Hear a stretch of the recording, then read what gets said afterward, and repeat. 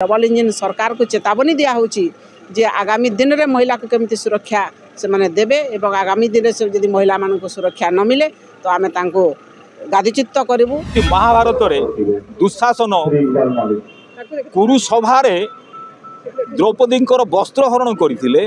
आज 8 मास रे मोहन सरकार खोलम खोला ओडिशा रे वस्त्रहरण माँ मानकर आरंभ कले। ओडिशा आदिवासी जिला एवं महिला मानकर 50% भोट अच्छे से लेकिन आम लड़ाई आरंभ करूँ भक्त से नौ आम तक धन्यवाद दौ। मान ओडिशा रे महिलांको उपरे बढ़ुतबा अत्याचार विरुद्ध रे कांग्रेस रो विक्षोभ प्रदर्शन। वर्तमान ओडिशा रे बढ़ी चली महिलांको उपरे अत्याचार। एपरिकी आवासिक विद्यालय रे छात्री माने यौन व्यभिचार रो शिकार हेउचंती। एणु सरकार तुरंत न्याय प्रदान करंतु, दोषी विरुद्ध रे दृढ़ कार्यानुष्ठान नियंतु। एही भली किछि दाबी नै जिला कांग्रेस कमिटी पक्षरु जिलापालଙ୍କ कार्यालय सम्मुख रे कांग्रेस कर्मी माने धारणा रे बसिबा सह विक्षोभ प्रदर्शन करथिले। पूर्वरु बीजेडी सरकार समय रे महिलांको उपरे अत्याचार रो सीमा टपिथिला। 24 वर्ष परे सरकार बदलिबा परे मध्य महिला माने सुरक्षित नाहांती। एणु आदिवासी दलित तथा महिला मानक साथी होई रहितबा कांग्रेस दल यार प्रतिवाद करने सह आज विक्षोभ प्रदर्शन करिछि।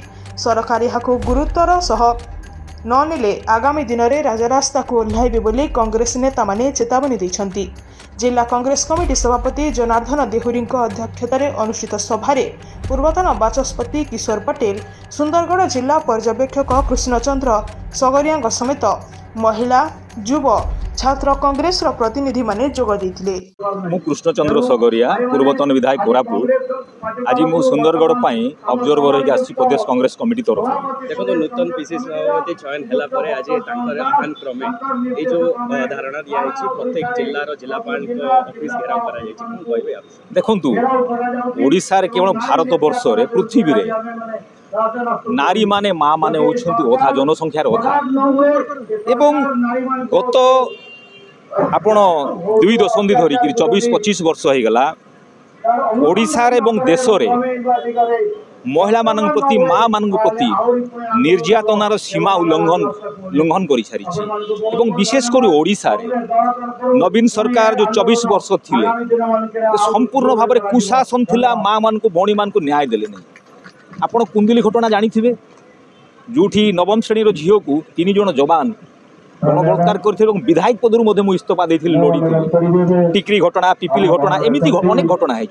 तो कुशासन अंत घटेले 24 वर्षर माँ मैंने गत निर्वाचन किंतु जानी नथिले एबे दुशासन शासन आसुची। जेमती महाभारत रे दुशासन कुरु सभारे द्रौपदी वस्त्रहरण करथिले। आज 8 मास रे मोहन सरकार खोलम खोला ओडिशा रे वस्त्रहरण माँ मानकर आरंभ कले। एवं से 6ठ श्रेणी, 8म श्रेणी, 10म श्रेणी छात्र छात्री वर्ती नहांती।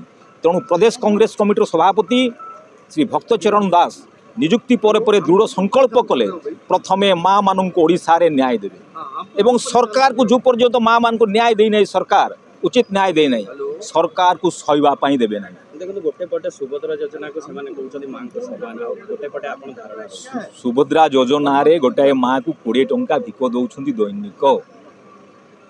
ये मां माने 37 टंका पड़ुची, मोर हिसाब रे 20 टंका पड़ुतला बोधे 27 हेइथिबो।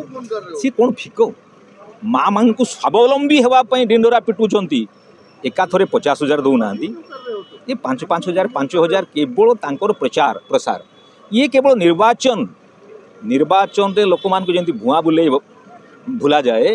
निर्वाचन सरला परे सरकार को आसु आसु आगामी 5 वर्ष फेर केमिति शासन क्षमता को आसीबे सेथि पई केवल प्रचार सरकार माँ मान को स्वावलंबी करबा पई चाहुनांती, केवल भुआ बुलाउछंती। एठी नारी ओडिशा रे गोटे जंती उपभोग्यार वस्तु हो जाइछि, सामग्री हो जाइछि, से भली विवेचना करूछंती।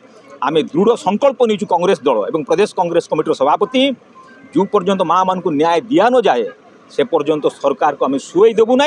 प्रत्येक जिला तापरे आमर प्रत्येक निर्वाचन मंडली, प्रत्येक ब्लॉक, प्रत्येक म्युनिसिपालिटी रे घेराव करा जिवो एवं ए आंदोलन को जोरदार करा जिवो। जेंति परी कथा कहउतले सुंदरगढ़ रे दुतिय समान जिंस देखा को मिथिला सुस्मिता मिंच केस नै कि आपण देखंतु नवीन सरकार रे समस्त तथ्य को लुचेबा पई समस्त तथ्य को ଲୋକଲୋଚନରୁ ଦୂରେଇବା ପାଇଁ ସମସ୍ତ ପ୍ରକାର ଷଡ଼ଯନ୍ତ୍ର କରାଗଲା ଏବଂ ଏହି ଘଟଣାରେ ପରିଘଟଣାରେ ମଧ୍ୟ ସେହିଭଳି ସମସ୍ତ ତଥ୍ୟକୁ ଲୁଚାଇବା ପାଇଁ ବର୍ତ୍ତମାନ ସମସ୍ତ ପ୍ରକାର ପ୍ରୟାସ କରି ସରକାର ସଫଳ ହୋଇଛନ୍ତି କିନ୍ତୁ ତାକୁ ଲୋକଲୋଚନକୁ ଆଣିବା ପାଇଁ କଂଗ୍ରେସ ନିଶ୍ଚିତ ଭାବରେ ଉଦ୍ୟମ କରିବ ଏବଂ ଆନ୍ଦୋଳନ କରିବ।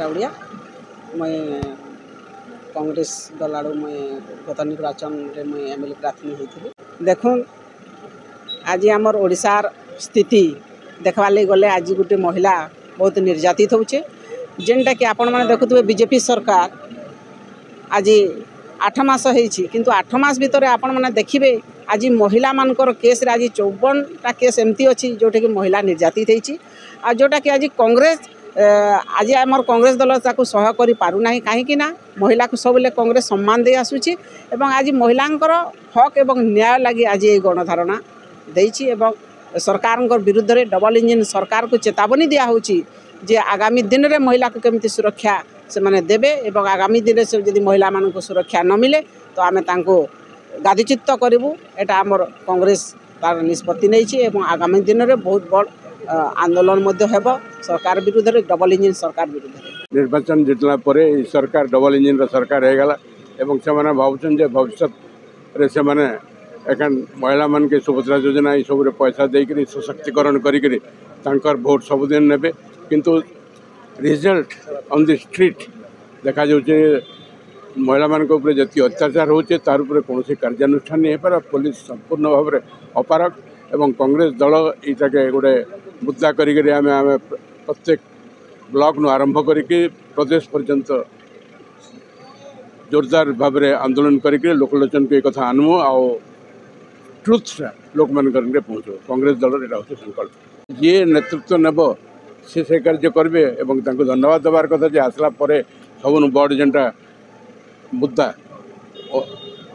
माने आदिवासी हरिजन तथा महिला मान जेन अत्याचार ताको पहल मुद्दा धरीचन कारण सुंदर ओडिशा आदिवासी जिला एवं महिला मानकर इने 50% भोट अच्छे सेटा के लेकर आम लड़ाई आरंभ करूँ वक्तव्य से नेतृत्व नौ आम ताके धन्यवाद दूँ बहुत दिन धरिक कांग्रेस चुप थिला इलेक्शन पर लोगों को समय देता आज आ समय देवार नहीं आम लड़ाई आरंभ होगा।